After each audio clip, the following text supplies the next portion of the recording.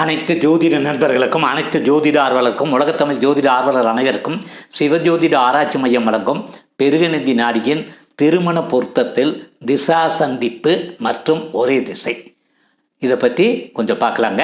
அனைவருக்கும் வணக்கம்.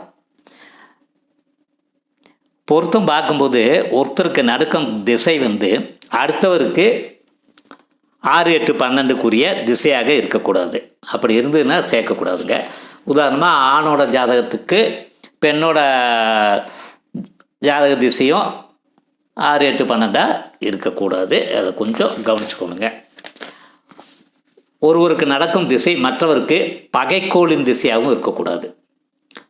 இருந்ததுன்னா பாதிப்பான திசை, அதை சேர்க்கக்கூடாதுங்க. ஒரு திசாநாதன் மற்றவர் திசாநாதனுக்கு பகைக்கோளாக இருந்தால் சேர்க்கக்கூடாதுங்க.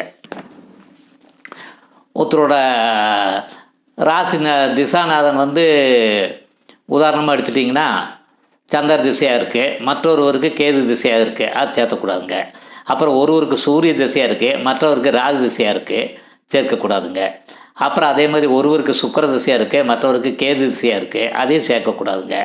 ஒருவருக்கு செவ்வாய் திசையாக மற்றவருக்கு ராகு திசையாக இருந்தாலும் சேர்க்கக்கூடாதுங்க. 2 பேர்த்தது பார்க்கும்போது இதெல்லாம் கவனிக்கணும். அப்புறம் இருவருக்கும் அடுத்து வரக்கூடிய திசை என்ன திசை, அதனால் ஏற்படும் பலன்கள் பாதிப்பை தருமா நன்மை தருமா அப்படிங்கிறதையும் கொஞ்சம் பார்த்துக்கணும். அப்புறம் ஒருவர் பிறப்பு ஜாதக சூரியன் அடுத்தவரோட பிறப்பு ஜாதக சூரியனுக்கு 6, 8 இருக்கக்கூடாதுங்க. அப்புறம் ஒருவர் பிறப்பு ஜாதக சந்திரன் அடுத்தவரோட பிறப்பு ஜாதக சந்திரனுக்கு 6, 8 இருக்கக்கூடாதுங்க. இருவருக்கும் ஒரே திசையாக இருந்தால் ஒரே புத்தியாக இருக்கக்கூடாதுங்க. உதாரணமாக 2 பேருக்குமே குரு திசை இருக்குது, புத்தியும் குரு புத்தியாக 2 பேர்த்துக்கு இருந்ததுன்னா பிரச்சனை.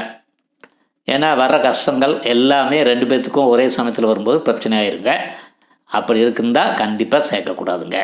ஒருவருக்கு நடக்கும் திசை மற்றவருக்கு 1, 5, 9க்குரிய கோளின் அதிபதிக்குரிய திசையாக இருந்தால் நல்ல பலனை கொடுக்கும். அப்படி இருந்ததுன்னா அதை சேர்த்தலாங்க.